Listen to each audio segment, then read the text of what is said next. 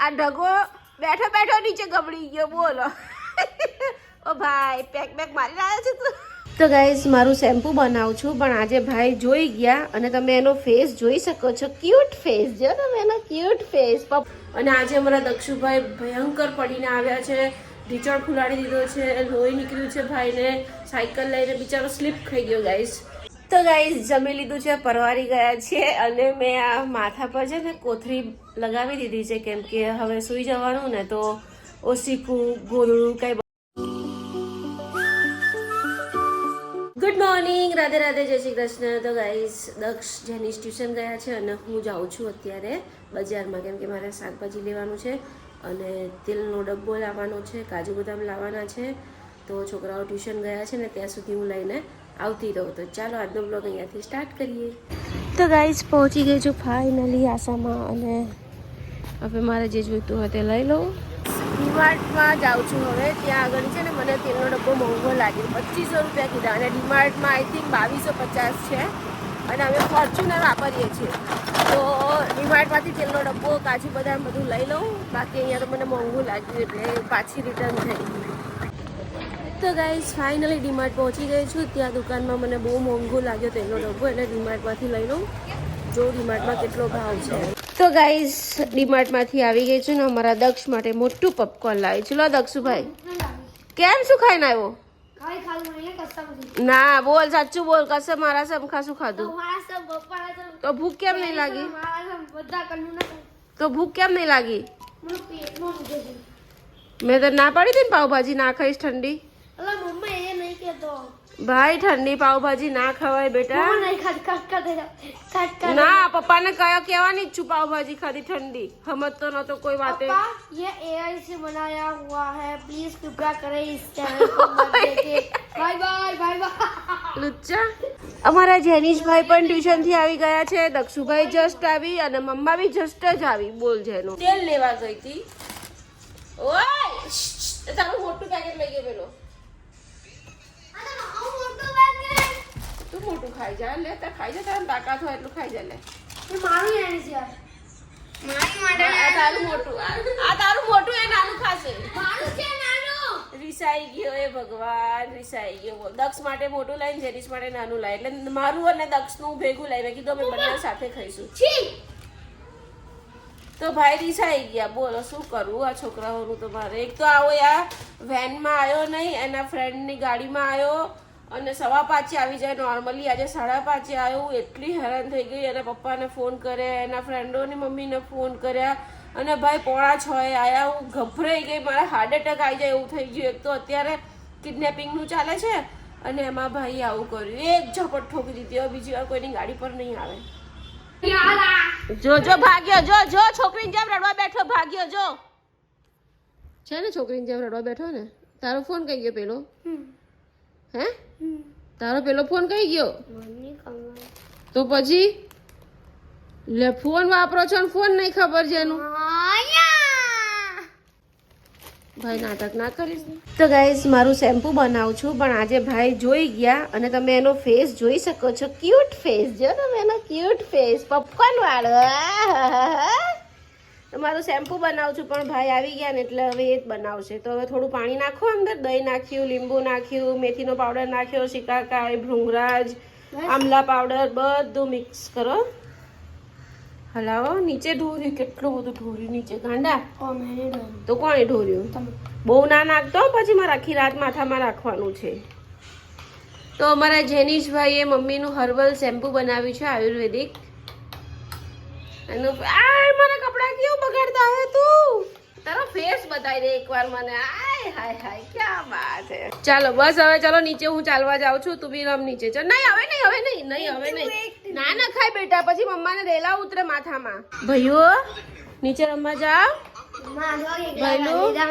શું કર્યું કેટલા કર્યા બતાવો તો ગાઈઝ અમારા જેનીશભાઈએ 12,534 વાર રાધે રાધે બોલ્યો સાચું બોલ્યો કે ખાલી ખાલી દબાવ્યું બોલ ખાલી ખાલી ચલો ભાઈ નીચે રમવા જાઓ અને જો અમારા છોકરાઓએ પોપકોર્ન ખાધા છે કોઈ કહે તમે કે આ એક સોનમ ગોહેલના દીકરા છે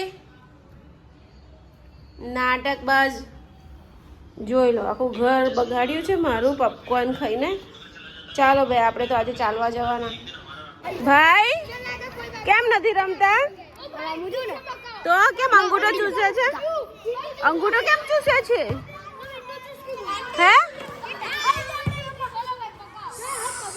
તો ગાઈસ, અમારા જેનીશભાઈ છે ને અહીંયા મસ્ત મજાના ક્રિકેટ રમી રહ્યા છે. અને આજે તો આ લઈ લીધું મેં, હું ચાલવા નીકળી ને તો. ભાઈ લો, ચાલો હું ચાલુ થતું રમ. તો ગાઈસ, બહુ જ વાળ ઉતરે છે, બહુ વાળ ઉતરે છે. જો હવે આગળ તો ટકો થવા આવી. હવે એવું લાગે છે કે પ્રતિકની સાથે થઈ જઈશ. પછી હું પ્રતિક સાથે તો છે ને અત્યારે હું આ બધું પાવડર લઈ આવી છું અને મસ્ત દહીંમાં લીંબુ એન્ડ મેથીનો પાવડર અને દહીં નાખીને મિક્સ કર્યું છે. હવે અત્યારે લગાડી દઈશ અને કાલે સવારે હેર વોશ કરીશ. આખી રાત રાખીશ માથામાં. યાર કંઈક ભલામણ થાય. સોનું નહીં પહેરીએ ને તો ચાલશે, પણ માથામાં વાળ તો જોઈએ યાર. વાળ વગરની પછી શું, મતલબ આપણું લુક શું આવે? જે છે તે વાળ જ છે, વાળ જ નહીં રહે તો શું કામનું યાર. અને આજે અમારા દક્ષુભાઈ ભયંકર પડીને આવ્યા છે. ઢીચણ ફુલાડી દીધો છે, લોહી નીકળ્યું છે ભાઈને. સાયકલ લઈને બિચારો સ્લીપ ખાઈ ગયો. ગાઈસ, અમારા દક્ષુભાઈ છે ને જોરદાર પડીને આવ્યા છે. તમે જોઈ શકો છો, બહુ જ લોહી નીકળતું હતું, બહુ જ નીકળતું હતું. પણ મેં છે ને રૂથી લૂછ્યું અને સોપ્રોમાઇસિન લગાવી દીધી. પણ 1 કલાક સુધી મારો છોકરો રડ્યો બિચારો. હે દીકુ, કેટલું રડ્યો મારો છોકરો, કેવું વાગ્યું મારા છોકરાને બિચારાને. બધું મારા છોકરાને જ કેમ થાય છે યાર, ખબર જ નહીં પડતી. બધું મારા છોકરાને થાય છે. મેં છે ને એટલે ઇન્સ્ટાગ્રામમાં શોર્ટ્સ ને એવું બધું બનાવવાનું બંધ કરી દીધું, કેમ કે મને એવું લાગે છે કે મારા છોકરાઓને નજર લાગી જતી હશે. એટલે મેં સોશિયલ મીડિયામાં છોકરાઓને ઓછા કરી દીધા. મતલબ ફેસબુકમાં, પછી ઇન્સ્ટાગ્રામમાં એ બધા જલ્દી વાયરલ થાય, તો એ બધા મેં બંધ કરી દીધા. ભલે માઇક ગયું, પૈસા ના કમાવા જ કાંઈ, પણ છોકરા તો સાજા રહે. ખાલી એક યુટ્યુબ રાખું છું. યુટ્યુબ એટલે રાખું છું કેમ કે મેં છે ને યુટ્યુબના પેમેન્ટથી મેં આ ફોન લીધો છે 1 લાખ રૂપિયાનો. ફોનના હપ્તા પૂરા થશે, મારા 2-3 પેમેન્ટ આવશે ને તો બધા હું હપ્તા પૂરા કરી દેવાની છું. પછી તો યુટ્યુબ પર બી વિડીયો હું નહીં નાખું, કેમ કે છોકરા બીમાર પડે છે, નજર લાગી જાય છે. મારો વહેમ એવો છે. બાકી આખી દુનિયા તો બનાવે જ છે, એ લોકોને કઈ લાગતું નથી. પણ હવે મગજનો વહેમ છે, હવે એને કોણ દૂર કરી શકે.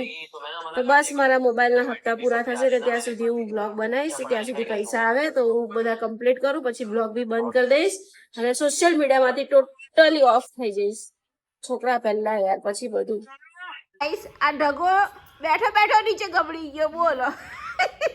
ઓ ભાઈ, પેક મારી રહ્યા છે તું? પીધું નથી ને તે? અહીંયા બેઠો બેઠો કેમ ના ગબડી ગયો? બોલો ને. શું બોલું? પેલું લેબ હે? પેલું બોલ ને. લેબ એટલે લેબ એટલે લેબ? એટલે તમે બોલ. પેક એટલે શું? ખબર પડે પેક એટલે શું? બસ તો નહીં ખબર રાખવાની આપણે. ના. તો ગાઈઝ, જો અમારા જેનીશભાઈ મારી પર ચડીને કેવો મસ્તી કરે છે. ક્યારની કહું છું જમી લે જમતો જ નથી. અને બાફ લઈ લે. આ કેટલા નાકમાં લેટા આવે છે, કેટલા ટાઈમથી તને હાય છે ગોબરો. લે, હારું રડવાનું ચાલુ થયું પાછું. બસ માંડ કલાકે બંધ થયો છે રડવાનો. પાછું ચાલુ ના કરતો ભાઈ સાહેબ તું. પપ્પા આવવાની હજી બહુ વાર છે. પપ્પા આવે ને ત્યાં હું તને કહીશ, ત્યારે રડવાનું ચાલુ કરજે. હા, અત્યારમાં માથું ના દુખાવતો તું. તું ગુંગા ના જો જાને કેવું વાગ્યું. જો આવું છે ગુંગા. છી, ગુંગા કાઢે છે, મારી પર લગાવે છે આખો. જા ગુંગારા, છી ગોબરા. જો તો ગાઈસ, બચાવો. જેનીશ મારી પર એના સેડાડા ચોટાડે છે. મારો છોકરો છે, મારો છોકરો છે. મમ્માનો છોકરો છે.